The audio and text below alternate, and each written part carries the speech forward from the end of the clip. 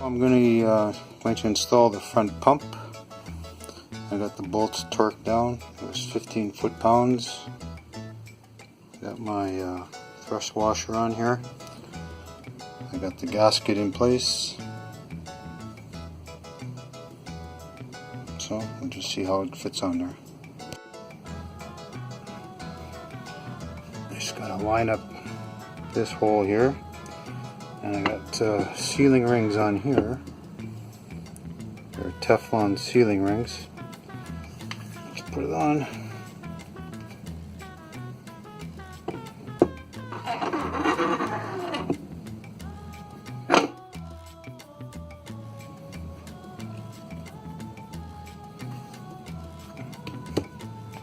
Just tap it in place.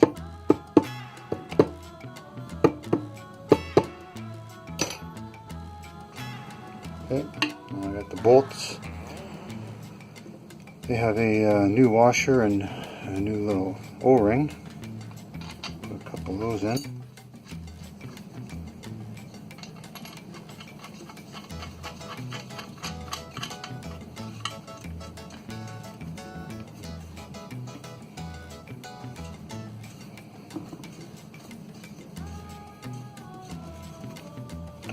Okay, I'm not going to bore you with this, I'll come back when they're done. I have it set out here. This would be the bottom half. I have these two valves in here with the springs. And that's basically it. There's a couple of valves in here. Just check that they move freely. And this one here, just check that it moves. It's not stuck.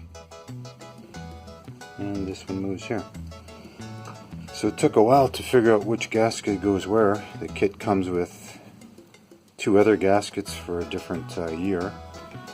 So from what I read in the book, that there's a separator plate in here with the metal.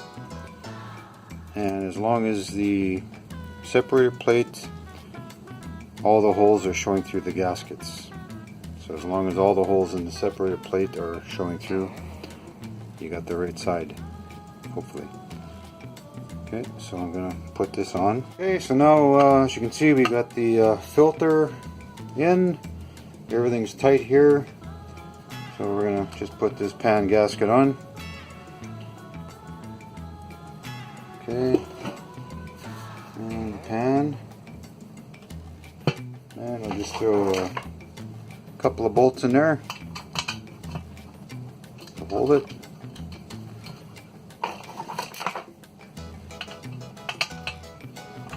Alright, I won't bother showing you this, and when we come back we'll start with the rear governor and the rear pump. See you later. Now I'm going to install the rear pump on this transmission. Like I say, the newer models of these don't have the rear pump. So the first thing that goes on is this separator plate. Line it up. Goes the other way.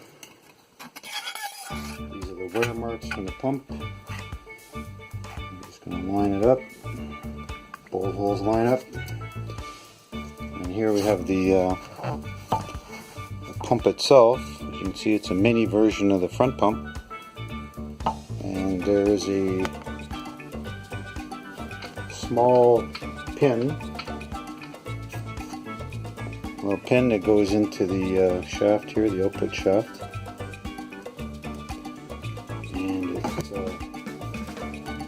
It rides on this here notch, which drives the pump. So slide that on.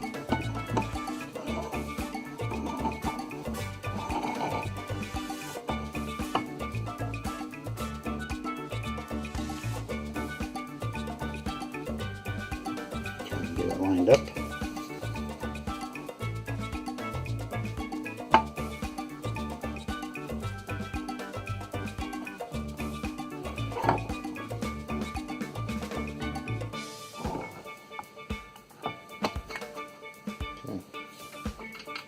There we go.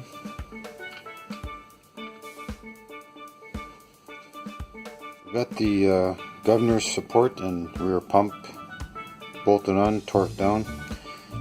Now I'm going to put on the governor assembly.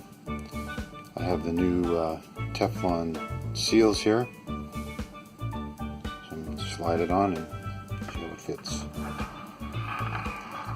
So there's this bolt here that has to go into this hole on the output shafts.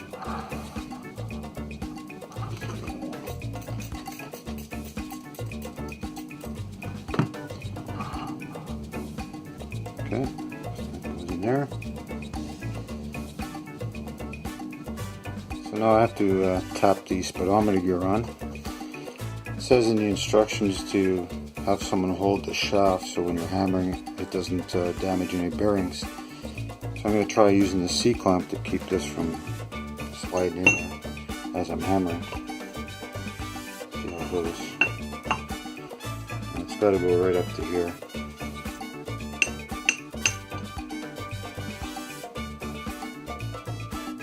I think that's got it.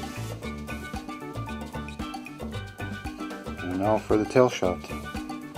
Get right back. What I have to do is put the seal in the tail shaft. So I'm just going to piece a 2x4 and see if I can hammer it in straight.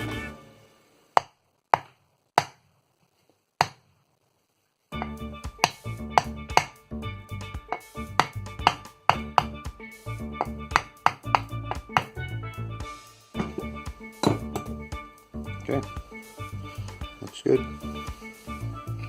Alright, all we got left is to slide the tail shaft on and torque it up. And it looks like we're done. Here we go, the final step. I'm going to adjust the band.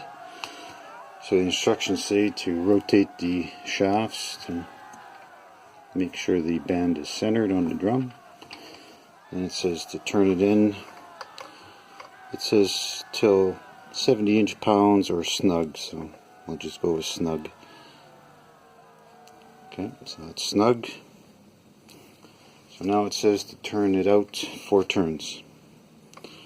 1, 2, 3, 4. Now it says to tighten up the lock nut.